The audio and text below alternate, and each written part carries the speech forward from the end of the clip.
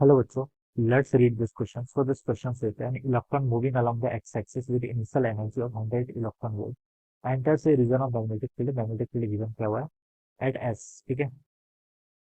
C figure. The field extended from x is equal to 0 to 2 centimeter. The electron is rejected at point Q on the spin placed 8 centimeter away from the point source point S. The distance d between P and Q is. ठीक है. आपको electronic charge और mass of electron given कर रखा है. आपको distance D बतानी है. डिस्टेंस डी कहाँ से कहाँ तक है. इलेक्ट्रॉन जहाँ से थ्रू किया वहां से लेकर क्यू पॉइंट तक. ठीक है. ये डिस्टेंस बतानी है. तो देखिए बच्चों, इस क्वेश्चन का की कॉन्सेप्ट आप लिख लीजिए. मैग्नेटिक फोर्स लिख लीजिए. ठीक है. इलेक्ट्रॉन देखिए आपके एक ऐसे रीजन पर है जहाँ पर आपका मैग्नेटिक फील्ड है, और अगर आपका कोई भी चार्ज पार्टिकल मैग्नेटिक फील्ड के रीजन पर होता है, then it will experience a magnetic force, और वो मैग्नेटिक फोर्स कितना होता है आपका q times v vector cross B vector, ऐसे लिखते हैं इसको. ठीक है. और यहाँ पर देखिए आपका डॉट से मैग्नेटिक फील्ड क्या कर रखा है, रिप्रेजेंट कर रखा है. तो जो आपका मैग्नेटिक फील्ड है, ठीक है, और आपका जो वेलोसिटी है वो क्या है, एक दूसरे के परपेंडिकुलर. ये सिचुएशन ना इस तरीके से सिचुएशन, अगर मैं इसको ग्राफ में आपको क्लियरली दिखने रहा है, ठीक है. एक्सेस पहले हम डिफाइन कर लेते हैं. देखिए ये वाली एक्सेस आपकी एक्स एक्सिस होगी, दिस इज वाला एक्स एक्सिस. ठीक है. फील्ड एक्सटेंड फ्रॉम जीरो से टू बोल रखा है ना. हाँ, ठीक है. तो देखिए ये इस तरीके से कुछ होगा. जैसे ये वाला आपका पहले रीजन है मैग्नेटिक फील्ड का, this is the region of magnetic field. वहां पर आपको मैग्नेटिक फील्ड ऐसे डॉट से क्या कर रखा है, ऐसे रिप्रेजेंट कर रखा है. ठीक है. This is the region of magnetic field. Electron आपका इनिशियली यहाँ पर है, दिस इज और इलेक्ट्रॉन. ठीक है. इलेक्ट्रॉन के पास देखिए आपकी वेलोसिटी ऐसे है, दिस इज द वेलोसिटी. ठीक है.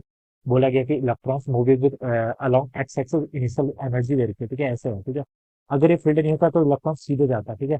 सीधे जाता जाता जाता इस पॉइंट पे जाता, लेकिन मैग्नेटिक फील्ड है तो इसके कारण क्या लगेगा, इस पर मैग्नेटिक फोर्स लगेगा. और कैसे लगेगा, वी क्रॉस वी. वेलोसिटी बच्चों ऐसी है. मैग्नेटिक फील्ड देखिए हम क्या बता सकते हैं, magnetic field up out of the screen है, तो वी क्रॉस वी करेंगे तो देखिए आपका राइट हैंड लेना है, वी की तरफ रखो और आउट ऑफ द स्क्रीन करो, तो आपका थंब देखिए नीचे की तरफ आ रहा होगा, ऐसा आपका थंब आ रहा होगा वी क्रॉस वी. लेकिन इलेक्ट्रॉन का चार्ज नेगेटिव है तो उसको हम माइनस से साइन करेंगे, तो नेट फोर्स आपका ऊपर को लगेगा. तो इलेक्ट्रॉन देखिए आपका सीधा ने मूव करके कैसे मूव करेगा, इस तरीके से कुछ मूव करेगा. ठीक है. इलेक्ट्रॉन देखिए आपका ऐसे मूव करेगा, ठीक है, इस तरीके से आएगा आएगा आएगा और इधर को चला जाएगा. ठीक है. और जब यहाँ से जाएगा तो ऐसे ऐसे चला जाएगा. ठीक है.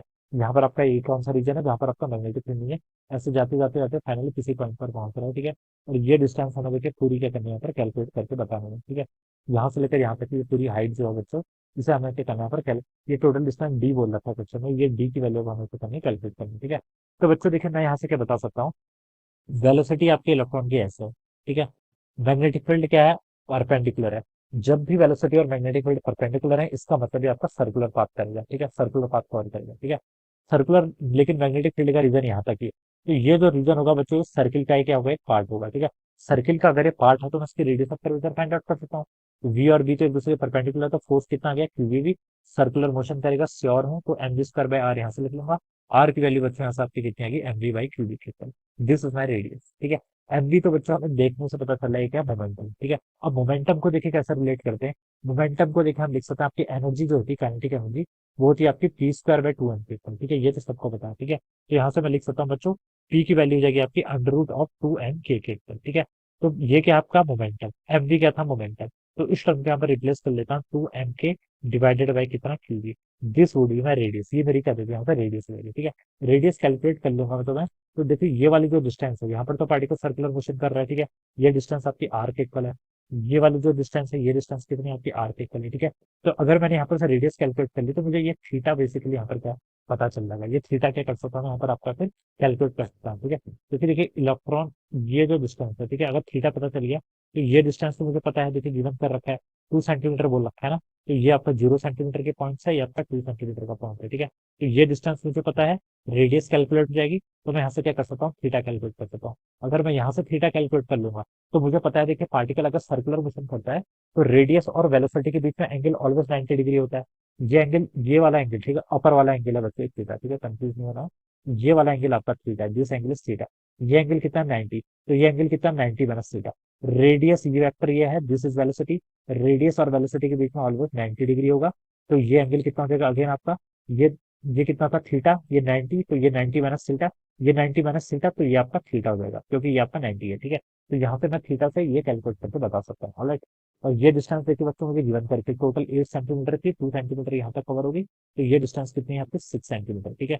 6 सेंटीमीटर मैं यहाँ से बता दूंगा. ऑलराइट. 6 सेंटीमीटर मैं यहाँ से यहाँ तक क्या कर लूंगा, ऐसे कैलकुलेट कर लूंगा. और ये अगर मैं कैलकुलेट कर लूँ, ठीक है, तो टेन थीटा से देखिए मैं ये वाली डिस्टेंस फाइंड आउट कर लूंगा. ठीक है, और ये वाली डिस्टेंस कैलकुलेट करूंगा तो टोटल मेरे क्या जाएगा, सही डी की वैल्यू हो जाएगी, टोटल मेरे क्या जाएगा बच्चों से डी आ जाएगा। ठीक है, तो चलिए बच्चों पहले तो मुझे क्या करना है यहाँ पर से ये एंगल फाइंड आउट करके बताना। पहले रेडियस कैलकुलेट कर लेते हैं। देखिए रेडियस हो जाएगा आपका 2 टाइम्स मास, मास कितना है इलेक्ट्रॉन का, गिवन क्या हुआ देखिए 9.1 इंटू 10⁻31 केजी के ऊपर। ठीक है, इंटू एनर्जी कितनी देखिए 100 इलेक्ट्रॉन वोल्ट है, इसको जूल में कन्वर्ट करो। 1 इलेक्ट्रॉन वोल्ट में 1.6 इंटू 10⁻19 जूल्स होते हैं। ठीक है, ये टर्म तो आपके ऊपर ऐसे हो जाएगी, divided by q into B, की क्या होता है चार्ज, ये आपका 1.6 इंटू 10⁻19 इंटू बी क्या मैग्नेटिक फील्ड, जिसकी वैल्यू आपकी कितनी 1.5 इंटू 10⁻³ टेस्ला के ऊपर। ठीक है, ये वैल्यू आपकी इतनी हो जाएगी। अब बच्चों देखिए इस टर्म को अगर मैं सॉल्व करूँ तो ऊपर आ रहा है आपका देखिए 9.1 इंटू 2 करूंगा तो कितना होगा 18.2, 18.2 और इंटू 100 करूंगा तो हो जाएगा 180, 18.2 को 18.2 इंटू 1.6 इंटू 100 करूंगा तो आपको 182 इंटू 182 इंटू आपका 16 हो जाएगा। ठीक है, तो ये आपकी 2912 के इक्वल आ रहा है, कितना आ रहा है ऊपर आपका देखिए 2912 के इक्वल आ रहा है। ठीक है, यस 2912 -31 और -19 आपका 10⁻50 के इक्वल हो जाएगा। ठीक है, ये आपका ऐसा हो गया, डिवाइडेड बाय नीचे देखिए आपका 16 गुना 3 बचता है 0.2.4 हो जाएगा। ठीक है, और यहाँ पर रखा 10⁻20 ठीक है, ये आ जाएगा। अब देखिए अंडर रूट ऑफ 2912 कैलकुलेट कर लीजिए, 2912 कैलकुलेट कर रहा हूँ तो आपका 53.96 आ रहा है, 53.96, और ये 10⁻25 तो ऐसे रहेगा, डिवाइडेड बाई यहाँ से आपका 2.4 इंटू 10⁻20। ठीक है, कैलकुलेशन है थोड़ी सी लेंदी। ठीक है, कैलकुलेशन थोड़ी सी यहाँ पर आपकी लेंदी है। ठीक है, तो ये आपने यहाँ पर इतना कैलकुलेट कर लिया। अब देखिए बच्चों से सॉल्व कर लीजिए, 53.96 डिवाइडेड बाय मैं कितना कर रहा हूँ 2.4, तो आपका 22.44 आ रहा है, कितना आ रहा है 22.44, और ये जगह आपका 22.44 और ऊपर आएगा तो 10⁻⁻, रेडियस है ऐसा है सिस्टम में मीटर में आ जाएगा। ठीक है, तो मैं उसको यहाँ पर से क्या लिख सकता हूँ, इतना आपका मीटर आ जाएगा, या फिर मैं उसको ऐसे भी लिख सकता हूँ कितना, अ, अ, इसको हम सेंटीमीटर में कन्वर्ट कर लेते हैं ना, इतना मीटर है तो पहले तो हम इसको लिखेंगे देखिए 10 टू द पावर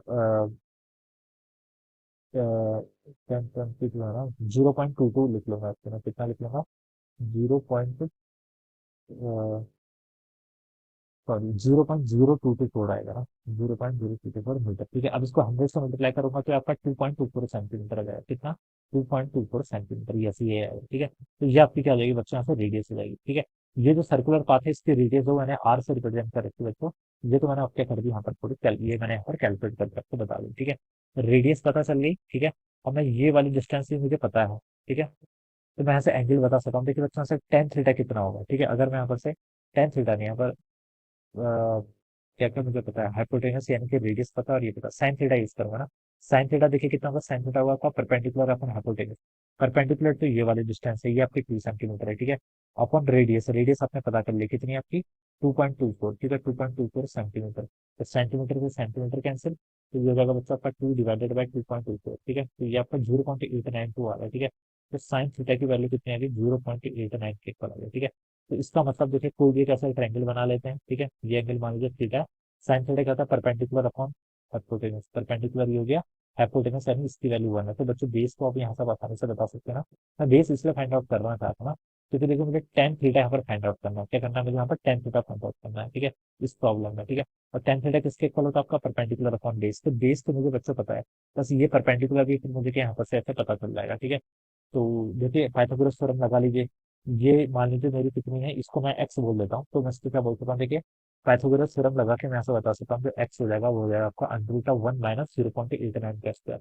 0.89 इंटू 0.89 बच्चों अगर मैं कर रहा हूँ तो 0.79 आ रहा है, 0.791 के ऊपर। ठीक है, अब इसको आप क्या करो -1 कर दो तो आपका 0.2079 आ रहा है, तो √0.2079 अगर मैं लिख रहा हूँ तो आपका 0.45 आ रहा है, कितना आ रहा है 0.45, तो एक्स की वैल्यू अपने यहाँ से कितनी आ गई 0.45 आ जाएगा। ठीक है, तो एक्स को बच्चों मैंने यहाँ पर कैलकुलेट कर लिया, कितना आ गया 0.45। ठीक है, और 0.45 आ गया तो मुझे टेन थीटा चाहिए था। ठीक है, तो अब टेन थीटा देखिए मैं इस ट्रायंगल से क्या लिख सकता हूँ, इस ट्रायंगल से मैं लिख सकता हूँ perpendicular upon base, perpendicular to 0.89 है, डिवाइडेड बाय बेस आपका 0.45 हो जाएगा। ठीक है, तो इसको अगर मैं कैलकुलेट करूँ तो इसकी वैल्यू देखिए 1.97 आ रही है, कितनी आ रही है टेन थीटा आपका 1.97 के इक्वल आ रहा है। ठीक है, तो यहाँ पर देखिए आप इसमें अप्लीट कर लीजिए, टेन थीटा कितना आ गया आपका 1.997। ठीक है, और ये किसके इक्वल होगा, टेन थीटा आपका परपेंडिकुलर, यानी कि ये वाली डिस्टेंस। ठीक है, ये वाला आपका परपेंडिकुलर है, इसको मैं पी से लिख लेता हूँ, परपेंडिकुलर अपॉन बेस, तो बेस कितना आपका 6 सेंटीमीटर के इक्वल है ना। हाँ,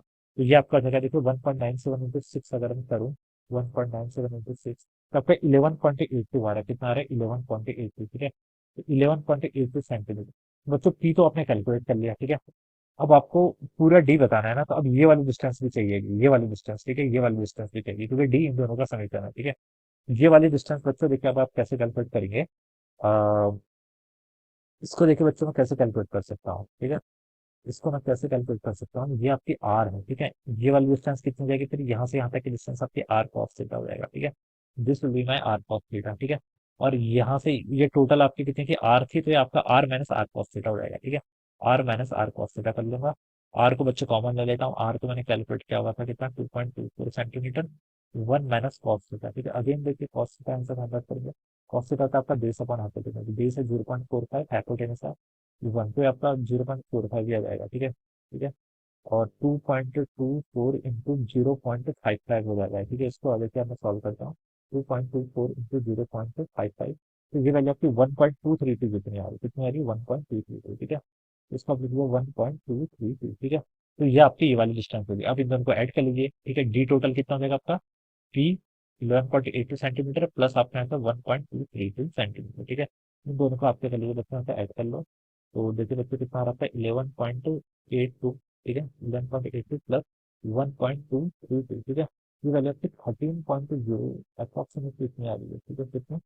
13.05 के ऊपर आ रही है, 13.05 समथिंग, ठीक है। तो ये इसका राइट आंसर होना चाहिए, this should be the correct answer, ठीक है। ये क्या होना चाहिए? इसका आंसर आपका करेक्ट आंसर होगा, ठीक है। तो यस, ये क्या होगा? इसका आंसर करेक्ट आंसर होगा, ठीक है। तो देखिए बच्चों, अब मैं यहाँ पर ये साथ कुछ तो ये देखिए सबसे अप्रोक्सीमेटली क्लोज को आपके ए ऑप्शन पे आ रहा है। किसके आ रहा है? ए ऑप्शन पे, ठीक है। तो यहाँ से आप लिख सकते हैं कि ए ऑप्शन पे आएगा इसका correct answer. Alright, this will be the answer. So I hope you all understood this concept. All the best and thank you so much.